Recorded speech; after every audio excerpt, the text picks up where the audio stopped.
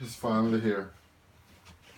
The last day of my Justice League countdown, and we are at the final movie in the DCEU, not including Wonder Woman, Suicide Squad. Which, if I'm being honest, I'm gonna come right out and say because this might be a controversial.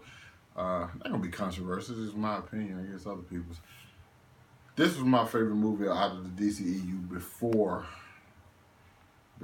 Wonder Woman.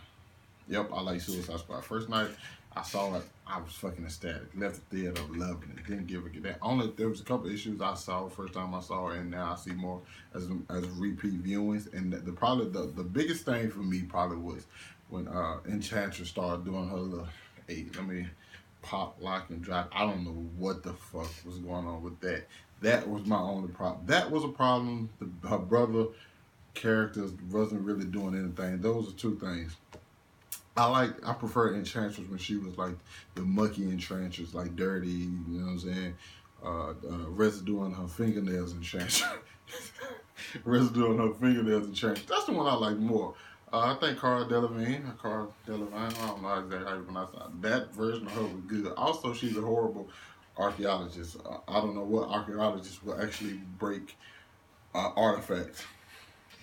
That was pretty dumb. I like the way they introduced the characters. I was a real big fan of Captain Boomerang. I love Captain Boomerang and his Jack Courtney. A lot of people give him shit. I don't really know what's the big deal. I don't really pay attention to that shit. But I really loved him as Captain Boomerang. I wish we could have seen more of him. Margot Robbie is the best on screen. Well, she's the only on screen Harley Quinn, but she pretty much set the bar, and pretty much I don't think anybody else could have done as good a job as she did. She did something very unique with the character, something we've never seen done before. Not even in the comics. Now we have to the point where we have the comic Harley Quinn is based on her performance as Harley Quinn. So thought that was great. Jared Leto's Joker wasn't in that much. People give him a lot of shit too. I think like why would you? I like the different. Listen. I'm gonna say this. I like Jared Leto's Joker more than Jack Nicholson's. Shoot me in the foot. I don't care. I didn't really care for his Joker and how they portrayed the Joker with that. Like he has. You can tell it's a lot of backstory with him that I wish we couldn't get before this. So that was one thing. Killer Croc didn't really do too much to me. I liked El Diablo's character. Katana was pretty much just shoehorned in there. Got Colonel Rick Flag. Yeah, okay. He was pretty okay. Amanda Waller fucking phenomenal. Can't fucking call her name for nothing in this world. Shit, I can't call her name. She's a phenomenal actress. It'll come to me before the review over with, but she played the best Amanda Waller you could possibly see. She was pretty much a despicable, horrible person. That's exactly who Amanda Waller is. Love that, but I have to say the best for the last. And I'll make sure I'm not skipping anybody. Slipknot, the guy who climbed anything. That's it. Anyway, the best thing about it to me, other than Harley Quinn, I'm just being honest, was Will Smith. Fucking love Will Smith. Okay, if you don't know, that's my favorite all-time actor of anything. So I'm pretty biased towards Will Smith. Simple as that. And like, oh, he just Will Smith being Will Smith. How can you fault a guy just for being good? I hate when people say, "Oh, it was just him being himself."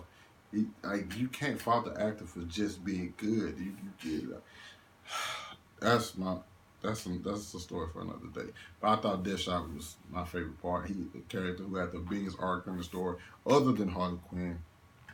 So I think that's kind of why I think people gravitated towards those two characters most because they had the most stuff going on, and he pretty much had the most on the line. As far as structure-wise and things going on in the film, people act like they don't know what's happening in Suicide Squad. It's easy. You get a group of criminals who you can use and manipulate to go do stuff you can't get other people to do for you, and they have to do it because if they don't, they're going to be killed. So in certain situations, you use them.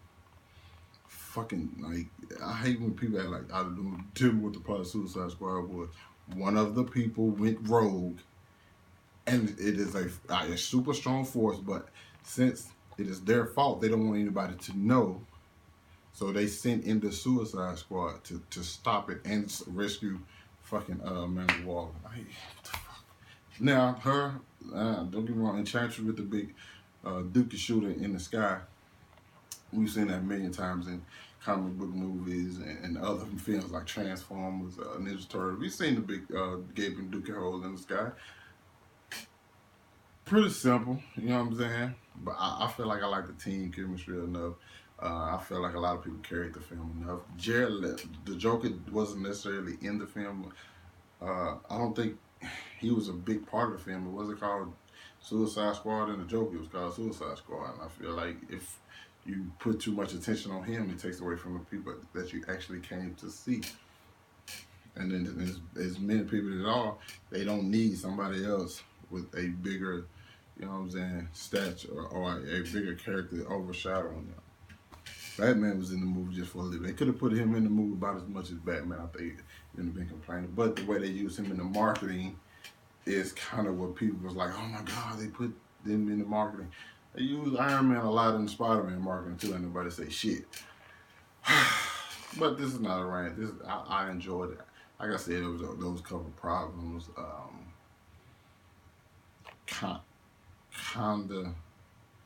I kind of wish the villain would have been simpler, but at the same time, I don't see how you get a simple villain when you have Enchantress. You gotta kind of gotta have somebody like, because if you have the Joker as the villain, but you have Enchantress, sorry, but Joker's my favorite villain of any comic or anything really. Yeah, Joker's my favorite all-time villain of anything. But if you have him versus Enchantress, I'm sorry, but I think Enchantress pretty much like pops up, use some kind of powers, and that's a wrap. So yeah, I really enjoyed Suicide Squad. I got like 3 hours, like two and a half, 3 hours before I see Justice League. Ready to see it, pumped. I've been seeing some reviews. Rotten Tomatoes score came out, didn't really care about that.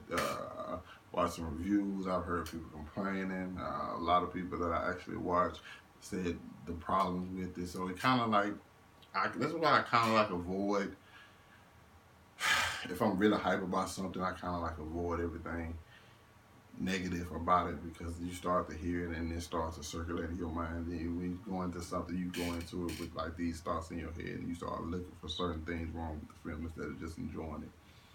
But not with this one. I don't give a fuck what I done heard. I'm going here to enjoy this. This is the Justice League. I get to see Batman. So I'm good. I'm ready to see this. That was my review of Suicide Squad. If I'm giving Suicide Squad a grade at all, it's probably gonna be a B3 for me. Yeah, you gotta let me know what's your favorite DCEU movie film in order. Even if you seen Justice League, include that in your little list down in the comments. Hit that like button, subscribe to my channel. Catch you guys later. And my review for Justice League will be up tonight. Non-spoiler review will be up tonight. Spoiler review will probably be up maybe Saturday or Friday. You know, it depends. I might just post it tomorrow, because even if you haven't seen it by then, just don't watch the review until you've seen it. So, peace out, people.